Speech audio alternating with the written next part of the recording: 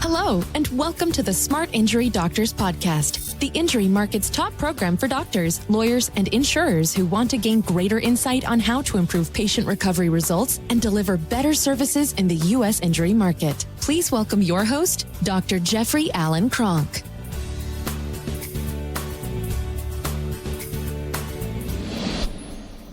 Okay, doctors, what I want to talk about today is make a decision and change your life. That's going to be the theme of today's podcast, short podcast. So what I want to tell you a little bit about is my own story. So I don't know, this is back in about 1995, maybe 1994. I remember, 1995. I was sitting in my office. It was on a Sunday, which I usually went in on Sundays. My office was open 6 days a week, half day on Saturday. And so I would go in on Sundays because Sunday was the only time that it was really quiet. Sunday was the only time where I could get anything really done without being interrupted. So I'm sitting there. So most of my Sundays were spent catching up on clinic work or catching up on paperwork, catching up on banking, catching up on accounting, catching up on insurance rules and regulations, catching up on what I needed to catch up on in my clinic was done on Sundays. And I'd usually spend, 3, 4, 5 hours. So as I'm sitting there on this one Sunday, I'm realizing, wow, I used to look at my bank accounts and yes, I was making a lot of money. I was making really good money. I had a very productive clinic. We're seeing about 180 to 220, 225 patient visits a week. At that time, I believe I had 2 staff at that time and maybe 2 or 3 1099 massage therapists.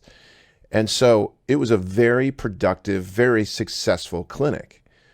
And so for that time, and I was, constantly spending all of my time. I'd spent about probably 15,000 hours building that clinic to that point, because I was spending about 60 to 70 hours a week, pretty much every week of the year, building that clinic.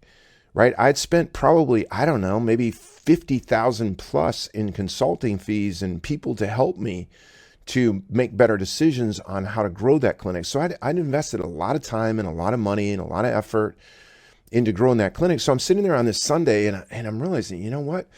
Gosh, this thing is really an interesting thing that I built, because it's not getting me where I want to be financially fast enough. It's not allowing me to take any time away, because as soon as I go to take any time away, I'm thinking, oh my God, what's it going to cost me to lose a week's worth of patient visits and spend time on vacation? And I'm sitting in there and I'm realizing that I built this thing that is really just running me ragged. And I love it. I love the people. I love the employees. Don't get me wrong. We were doing a lot of really good work, but it was running me ragged. So I had this epiphany that day, and I want to share it with you because 2 things resulted in that day. One is I'm going through the documentation, and I'm catching up on Medicare, and I had just been to a Medicare seminar and was trying to do Medicare documentation a lot better. So I was trying to catch up on all this stuff, and I realized, you know what? I don't really like treating Medicare patients. I like older people. I just didn't like Medicare. And insurance had changed quite a bit. And some of the insurances I just didn't like. And so one of the things that struck me was, I've spent 15,000 hours and all this time and all this money, and no one's told me that I can build the clinic that I want to build. There's certain things that I don't have to treat, and there's certain things that I can attract because I want to treat. There's certain things I like, and there's certain things I dislike. And the things that I dislike, I don't really need to do. Now, that was a major epiphany for me, because what I realized was that I liked injury work. Now, I liked injury work for a lot of different reasons, but I liked injury work mostly because I could do whatever I wanted to get the patient well. And I liked it because there was no patient finances involved. And I liked it because there was a serious challenge, because the statistics at that time, and even the statistic today, were off the charts, that if somebody had a spinal injury, there was a very, very large chance, very high percentage, that they were never going to fully recover. And so I liked taking on that risk. I liked pretty much everything about it. I just didn't know how to get more of it. I just didn't know. But I'd made the decision at that point to go, okay, I want to start to work on this. Now, another epiphany happened for me that day. Because on that day, I realized that I was doing all of these various things in my clinic. I was selling plans. I was, correcting spines and trying to align spines and treating everyone under the sun, moon, and stars, older people, children, people that had chronic pain, people that were injured. And I realized that I was doing really well. If you looked at my bank account, I was doing really well, but I knew professionally I was mediocre at best. Even though my numbers didn't show that, I knew personally I was mediocre at best. So in that day, there was a decision that I chose that pretty much changed my life. And that decision was I wanted to work on more injury patients. I wanted to attract more injury work. But the biggest decision I made was that I wanted to be one of the top 2% of the chiropractors in the country that could fix spines. Now, what that did is, and I didn't realize it did this for me at that point, is it set a North Star for me. It set a big goal for me. It said something that everything else aligned. Everything else that I was doing was aligning, right? If I wasn't promoting and I wasn't getting more Medicare patients into my clinic, it was because it was aligning. My purpose and my goals were starting to align what was occurring in reality. And yes, I started to get more injury patients. But the first and foremost thing that I did was I started reaching out to find people that could help me to achieve this goal. And one of the things I knew in injury work was that I needed to actually have better outcome assessments because the insurers were starting to change. So I had heard about this system called spinal myologic diagnostics by a guy named Harold McCoy, who was in Kirkland, Washington. He was a doctor in Kirkland, Washington. So I scheduled a time to go over to his clinic, and he basically said, look, here's how outcome assessments work. He showed me muscle testing. He showed me the automation of muscle testing. He showed me range of motion and how to automate and use really good range of motion tools and a great patient documentation system that he built. But then he showed me one thing that contributed to this mission that I was on. He said, look, we also do excessive motion testing with Spinalogic Diagnostics. That's where we test for the support ligament damage to the spine. And I was like, oh my God, this is amazing.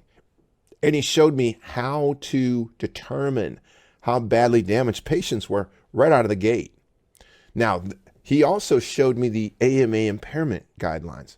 I bought the book right away, read the chapter on the spine, and went, oh my God, the AMA has validated chiropractic better than chiropractic will validate itself, even to this day, right? Because they put a thing in there called alteration motion segment integrity, which was nothing more than a spinal subluxation. It was nothing more than what I had been taught in school that we were supposed to be working on in the first place. But here's what the AMA did that was so amazing. They basically said it was a 25% whole person impairment if you had it. Not if you fixed it, if you had it, if you just had it. I was like, oh my God, this is amazing. So what Harold McCoy did at that point in this journey is he actually showed me a way how to assess a spinal injury so I knew how damaged the spine was in the first week of care. I didn't have to wait to see how my results were or to be guessing how much ligament damage there was. I could tell immediately. Now, he did something else that day. I said, well, yeah, but how do you fix the spine once it has this? He said, you got to realign it. I said, yes, I've been trying to realign it, but we're not very successful with what we're doing. How do I do it? He said, you have to consult a guy named Bro Pettibon. Bro Pettibon had a technique called the Pettibon technique. When I was in school, I thought it was a lot of math, so I avoided it. I didn't like math. So I call up Bro Pettibon. I remember to this day the call. I said, look, long story short, I met this guy, Harold McCoy, and Harold and Burl had known each other. Met this guy, Harold McCoy. He said, you're the top of the line as far as fixing spines. What is your percentage of correction? In other words, how many of the spines that you treat, what's the percentage that you can do correction on? I never forget his response. I don't think there was any daylight in between my getting the question out and his answering the question. He was like 100%. I was like so intrigued. What do you mean 100%? He's like 100%. You can fix any spine 100%. Now you can't bring it back to 100%. You can't do a factory reset on all spines, but you can fix the alignment on every single spine you touch. And I was like, wow, I'm intrigued. That's when I got into doing his work, and that's when the ligament condition became so grounded in what I did. I understood that a spine was impossible to damage a spine or to misalign a spine without damaging the ligaments. The ligaments are the casing.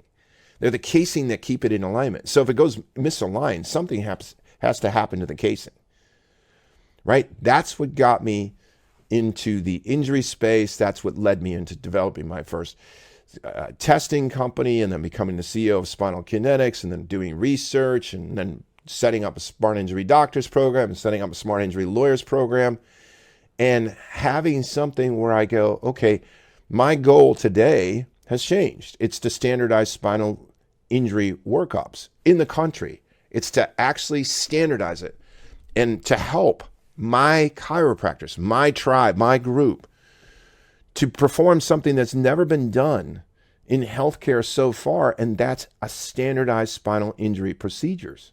That's it. That's my next goal. When that goal is done, I'm done. Or I'll set another goal. But the moral to the story is you gotta have something that you're striving to, something that's bigger than you, something that you can put out in front of you, something that gets you excited, something that gets you motivated. You know, you're gonna go through, and if you look, let's just say that you spend 2,000 hours a year, which a lot of you don't. You spend 3,000 hours a year. And let's say you did that for 10 years, right? That's 30,000 hours. Let's say you did that for 20 years. That's 60,000 hours. Okay, so for a lot of you, you're going to spend 60,000 hours, 60,000 plus hours of your life trying to do something within the space of chiropractic. Well, my question to you is, doesn't it make sense to make a decision to have a bigger goal? Have a decision to have the best treatment center for spinal injuries in your community. Take on that goal. It's the most fun you'll ever have. If you're going to spend time and you're going to use the vehicle of creating your living, being a chiropractor, then decide that you are going to be the best at something. Put that goal out there and start to align. Now, in our space, in the injury space, if you need help doing that, we have an incredible program that makes it very easy for you to actually accrue more injury work into your space. As a matter of fact, we have I don't know what we're going to call it, a 20-point checklist. There's got to be 15 to 20 things that most practices aren't doing that they could be doing easily with not a lot of time, not a lot of investment, and not a lot of effort. Like almost 0. And you can start to attract more injury patients into your practices. Doctors, if you have any questions about what I'm talking about, give us a call at 800-940-6513 and give our program a look. You can go online, www.smartinjurydoctors.com, but take a look. The biggest thing, though, is make a decision. I don't care. It could be, hey, I want to be the best decompression specialist in the country. That's fine. Go for it. I want to be the best neuropathy specialist. Go for it. I want to be the best mild traumatic brain injuries. Go for it. But just make that decision. It'll change your life. It changed my life. Doctors, as usual, what I do is just do a short riff on a topic. I hope you got something from it, and I look forward to speaking with you on the next podcast. You've been listening to the Smart Injury Doctors Podcast, the #1 audio production show for professionals in the U.S. injury market that want to deliver better injury services to the patients, clients, or insureds they serve. If you like what you heard today, please leave us a review and don't forget to join us on our next program.